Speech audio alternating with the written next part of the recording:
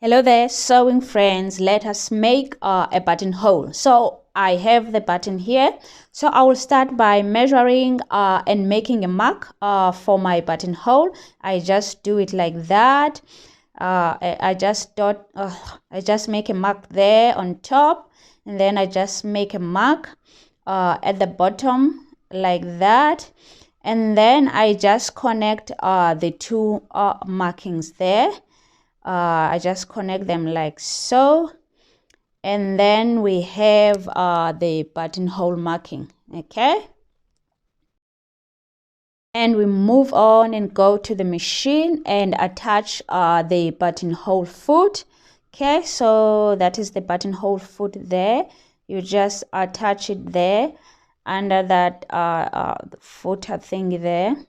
Okay, and you have your buttonhole foot is attached like that. Okay, now let us get ready for stitching.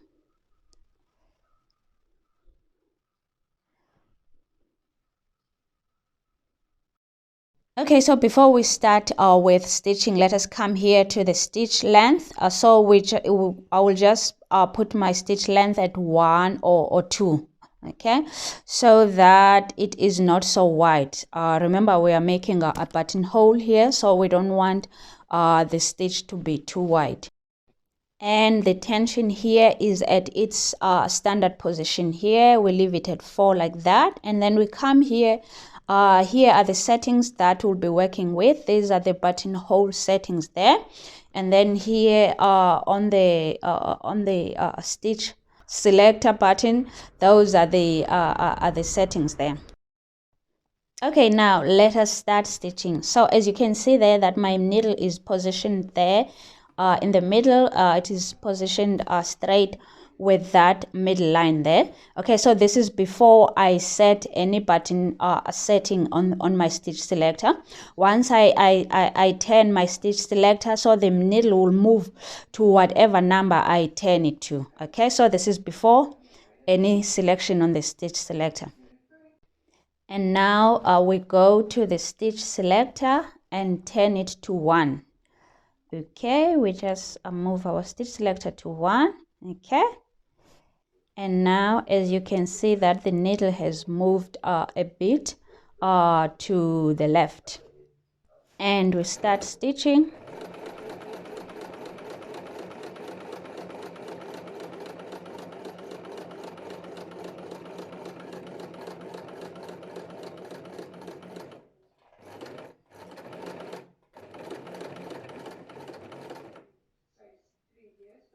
When I reach the end there, I just leave my needle up high like that, positioned left. If it's not positioned the way I want it, I just use my hand wheel to put it in the right position. And now we go on again to the stitch selector and choose the next step, which is step 2. Okay, so we put our dial there on number 2, and then we continue stitching. You just do few stitches here, and then you leave your needle again high on left again. You leave it high like that.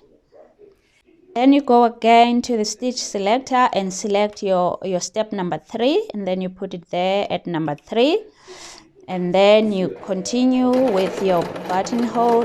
You can see that the machine is just doing by itself. Now it is reversing, going back to where I started. Okay, and then I leave the needle there again. Now I'm leaving it to the right now, and then I go to choose stitch number 4.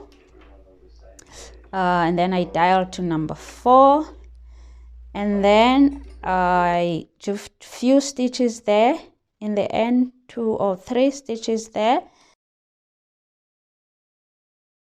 Okay, now I'll just go on and use my hand wheel and just drive my needle to the position to the right hand side. So because I want to do a second round of stitching to just make my buttonhole fuller, so what I'll do now is that I'll just go on and just do what I just did on the first round of stitching. Okay.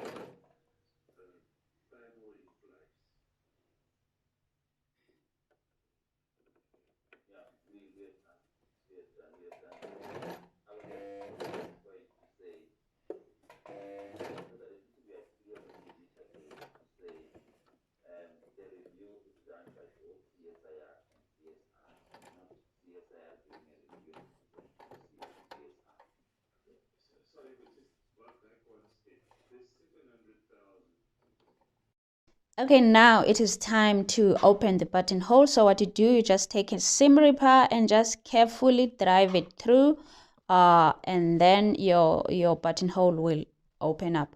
Okay, just like that. Carefully drive it through there. Now we have a buttonhole.